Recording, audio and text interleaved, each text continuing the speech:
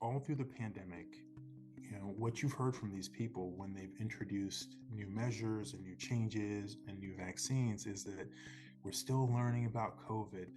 There's still so much to know. We're still learning. And now they're telling us, the American people, that, oh, we're certain this is exactly the path that we need. And my hope is that Americans realize that they're receiving information from a completely untrustworthy source.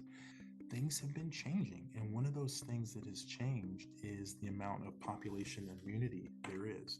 And to suggest that the data that was acquired 3 years ago is applicable to decisions that are being made today, I mean, where do you start? That in itself is sufficient to require a pause and a reassessment of decisions and a reassessment of exactly what the objective is. The risks are very real, which adds to the madness of the way that the CDC and the FDA are making decisions right now.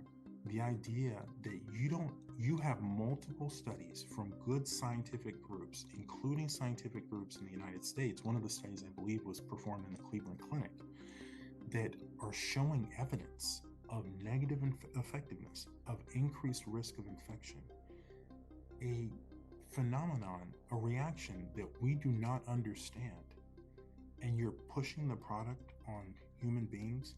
That is an anti-human approach. That is an anti-human policy. I mean, there's so many reasons to say pause at this point, and instead the CDC and FDA are saying full steam ahead. The problem with considering these mRNA COVID-19 vaccines for any populations right now is that there's no clinical evidence for them. That's a major problem. I don't feel comfortable at this point in the pandemic recommending, or at this point after the pandemic, recommending it to any living being on this planet. I think that having protection is great. I think that obviously where that should start is really people trying to be as healthy as they can, and then medications are fine, but they should be medications that are safe medications. And this is really an insult to humanity to be pushing this medication on them.